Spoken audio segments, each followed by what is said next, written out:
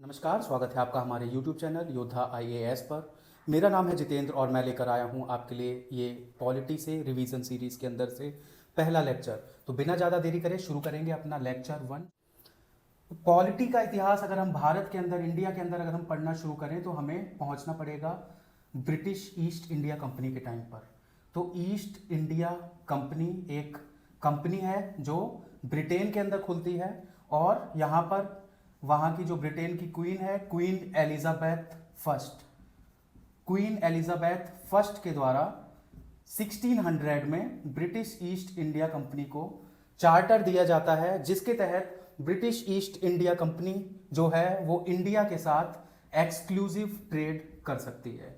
Exclusive trade, तो आपको यहां पर समझना है, जब एक्सक्लूसिव ट्रेड की बात हो रही है तो और कोई कंपनी ब्रिटेन की वो इंडिया के अंदर ट्रेड में पार्टिसिपेट नहीं कर सकती है। तो यहां पर एक तरह से इन्हें ईस्ट इंडिया कंपनी को मोनोपोली दे दी जाती है क्वीन एलिजाबेथ फर्स्ट के द्वारा। इसके बाद हम देखते हैं जब British east India company Bharat में आ जाती है, उसके बाद सबसे शुरुआत में तो वो अपना ट्रेडिंग फंक्शन ही करती है, ट्रेड करती है, यहाँ से सामान खरीदती है और उसे ले जाकर ब्रिटेन में महंगे दामों में बेचती है, जैसे कि कॉटन और हमारे स्पाइसेस और बहुत सारे अदर रॉ मटेरियल्स। तो रॉ मटेरियल्स और स्पाइसेस वगैरह उठाए जाते हैं इंडिया से ब्रिटेन के द्वारा, ब्रिटिश ईस्ट इंडिया कंपनी के द्वारा, और ब्रिटेन में दुगने, 3 गुने, 4 गुने दामों में बेचे जाते हैं। क्योंकि आपको समझना है कि इस टाइम पे भारत का जो जीडीपी है वो वर्ल्ड के जीडीपी के 32% के अराउंड चल रहा है। तो भारत इस टाइम पर एक्चुअली में एक सोने की चिड़िया है 1600s की जब हम बात करें। और यहाँ पर अभी 1600s में भारत के अंदर क्या चल रहा है, मुगल रूल चल रहा है और उसमें अकबर का शासन अभी यहाँ पर मौजूद है। इसके बाद 1608 में British east India company actually में इंडिया आती है और यहाँ पर अपना ट्रेडिंग फंक्शन शुरू कर देती है। इसके बाद इसका ट्रेडिंग फंक्शन चलता रहता है। फिर इसका जो इसके कॉम्पिटिटर्स होते हैं अदर यूरोपियन कंट्रीज, उनके साथ इनका हमें देखने को मिलता है कि इनका बहुत सारा वायलेंट एक्टिविटीज समुद्र के ऊपर होती है। अंततः हमें देखने को मिलता है कि फ्रेंच को हराने के बाद जो ब्रिटेन है, ब्रिटिश ईस्ट इंडिया कंपनी है, ये भारत के अंदर एक्सक्लूसिवली बच जाती है। बाकी सारी हम कंट्रीज देखेंगे जैसे पोर्टुगीज, डच या फ्रेंच, इन सबको हार का सामना करना पड़ता है ब्रिटिश ईस्ट इंडिया कंपनी के आगे। अब यहां से क्या होता है कि ब्रिटिश ईस्ट इंडिया कंपनी कुछ दिनों के बाद क्या करने लगती है, भारत के जो राजा हैं, महाराजा हैं, उनके पर्सनल मैटर्स में इंटरफेयर करने लगती है। अब यहां पर जब 1765 में जब हमारी बैटल ऑफ बक्सर हो जाएगी, battle of Buxar, battle of Buxar, इस बैटल ऑफ बक्सर के खत्म होने के बाद हमें क्या देखने को मिलेगा कि जो दीवानी राइट्स है, दीवानी राइट्स ये भी ब्रिटिश ईस्ट इंडिया कंपनी को मिल जाते हैं। और कौन देता है दीवानी राइट, तो 1765 में ही मुगल एम्परर शाह आलम, शाह आलम, तो शाह आलम के द्वारा ब्रिटिश ईस्ट इंडिया कंपनी को दीवानी राइट्स भी दे दिए जाते हैं यहां पर। अब दीवानी राइट्स क्या है, rights over revenue, rights over revenue. तो जितना भी रिवेन्यू आएगा, जितना भी कलेक्शन होगा, उस पर ब्रिटेन का राइट हो जाता है। और ये अभी बंगाल की बात चल रही है, तो यहां पर बंगाल का जितना भी राइट है अप टिल इलाहाबाद, यहां किसके पास पहुंच जाएगा, जिसमें बंगाल में उड़ीसा भी शामिल होगा उस टाइम पर, थोड़ा सा पार्ट असम का भी शामिल होगा, थोड़ा सा पार्ट बिहार का शामिल होगा और ज्यादातर मैक्सिमम ही बिहार का पार्ट इसके अंदर शामिल हो जाएगा। प्रेजेंट डे वेस्ट बंगाल तो इसके अंदर शामिल ही है। तो यहां पर जो रिवेन्यू निकल कर आएगा उसके ऊपर राइट्स जो मिल जाते हैं वो मिल जाते हैं ब्रिटिश ईस्ट इंडिया कंपनी को। देखा कि कैसे ब्रिटिश ईस्ट इंडिया कंपनी के द्वारा दीवानी राइट्स को ले लिया जाता है, शाह आलम उन्हें ग्रांट कर देते हैं दीवानी राइट्स, और शाह आलम उस टाइम पर मुगल एम्परर है भारत के अंदर, जिसकी वजह से अब हमें जो देखने को मिलेगा, तो हमें 2 फेज में हम पॉलिटी को कवर करने जा रहे हैं। पहला फेज होगा हमारा कंपनी रूल, तो कंपनी रूल हम सबसे पहले देखेंगे, और सेकंड हम देखेंगे हमारा क्राउन रूल, क्राउन रूल।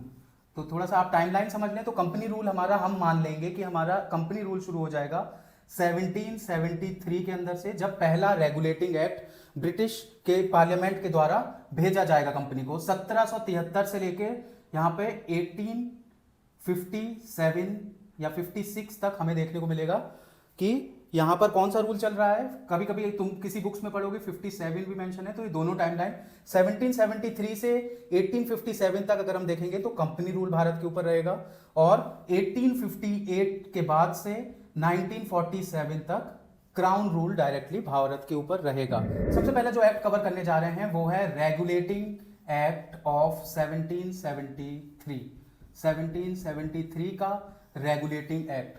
अब ये एक्ट बहुत इंपॉर्टेंट है क्योंकि ये ऐसा एक्ट है जो ब्रिटिश पार्लियामेंट का एक नजरिया हमें दिखाने की कोशिश करेगा कि ब्रिटिश पार्लियामेंट अब जो ईस्ट इंडिया कंपनी है उसके ऊपर थोड़े रेगुलेशंस लगाना चाहती है, और इन रेगुलेशंस के आ जाने की वजह से ही इसे रेगुलेटिंग एक्ट ऑफ 1773 कहा जाता है। तो आपको समझना है कि ये जो लगाया गया है ये ब्रिटिश की पार्लियामेंट के द्वारा लगाया गया है ईस्ट इंडिया कंपनी के ऊपर, ताकि वो भारत के अंदर और बेटर तरह से अपना जड़ जमा सके और बेटर अपनी पॉलिटी के अंदर फंक्शनिंग यहां रख सके।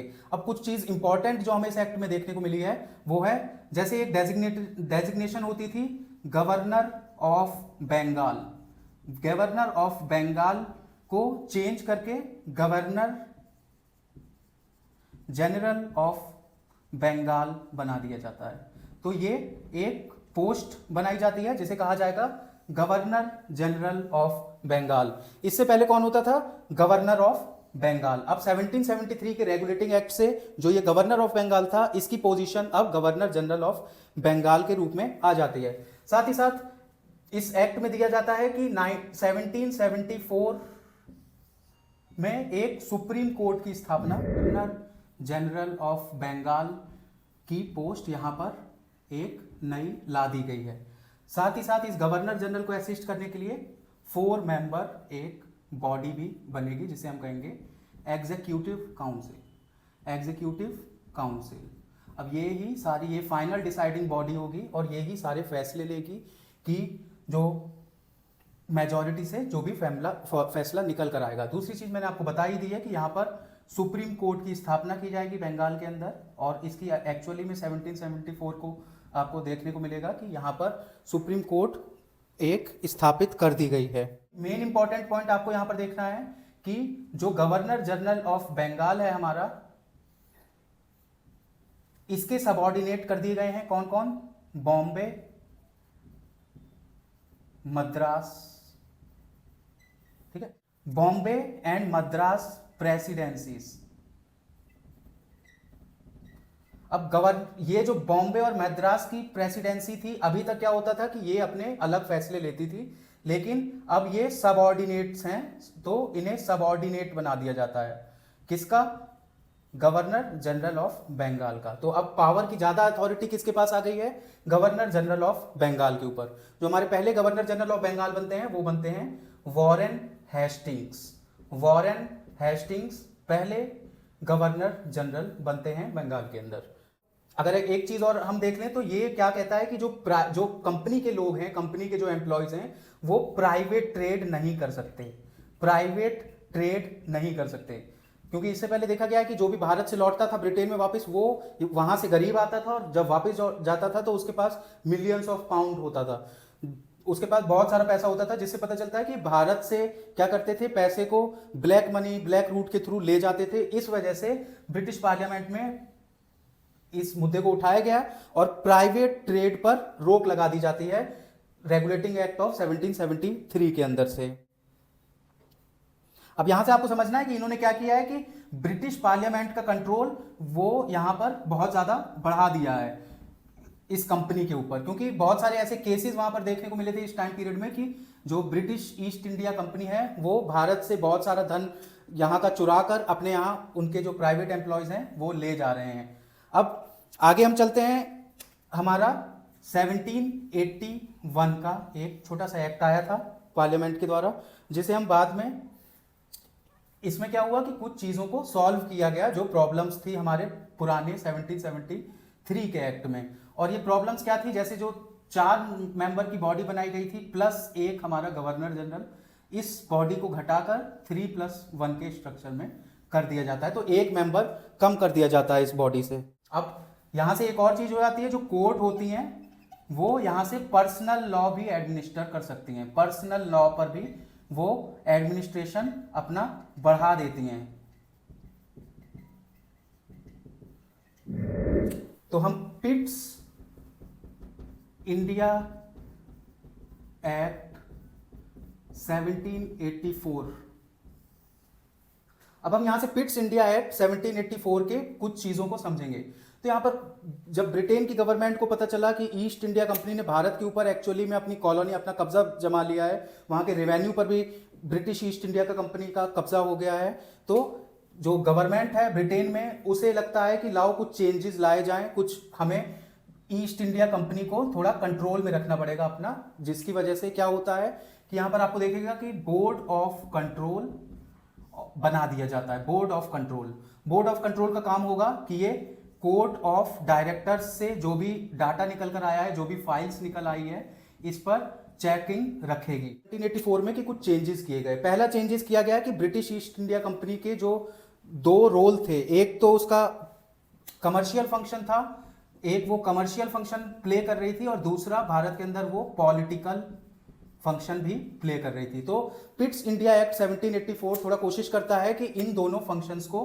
अलग कर दिया जाए, अलग अलग से इनकी दोनों की गाइडलाइंस इस एक्ट के अंदर आपको देखने को मिलेगी।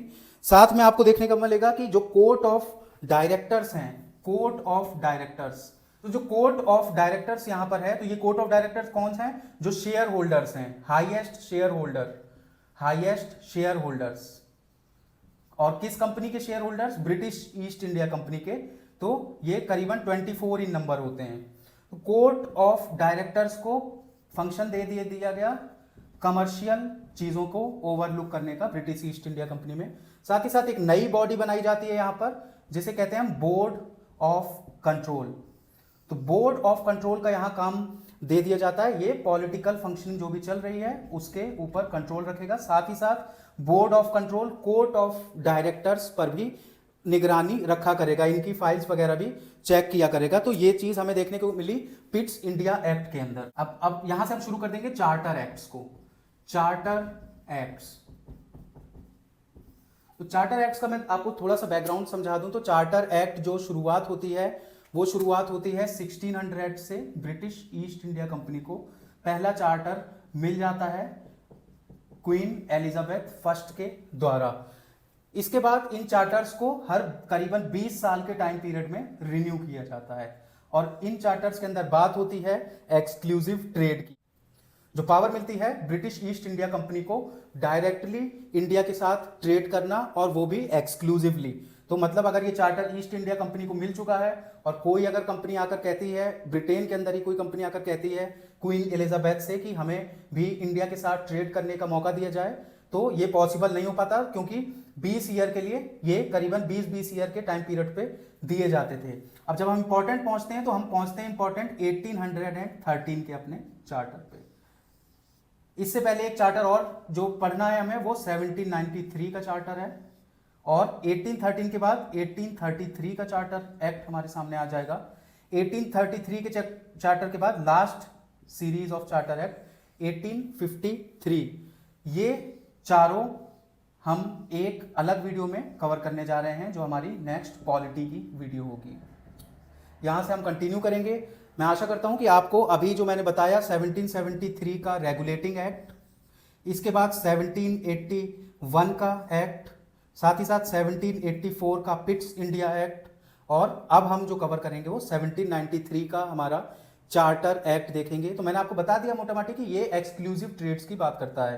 तो नेक्स्ट क्लास में जब हम कंटिन्यू करेंगे तो मैं चाहता हूं कि आप अपना ये यहां तक रिवाइज रखें, 1784 तक आप लक्ष्मीकांत बुक उठाएं, लक्ष्मीकांत, और वर्ड बाय वर्ड उसे पढ़ना शुरू करें, जिससे आपको समझ में आएगा कि क्या ऐसी परिस्थितियां थी जिसकी वजह से जो फ्यूचर में चल के 1950 में जाके जो हमारा संविधान होगा, वो मैक्सिमम अपनी सारी ग्राउंड होल्डिंग्स या अपनी सारी फाउंडेशन लेकर चलेगा इन एक्ट से, यहां से शुरू हो जाएगा।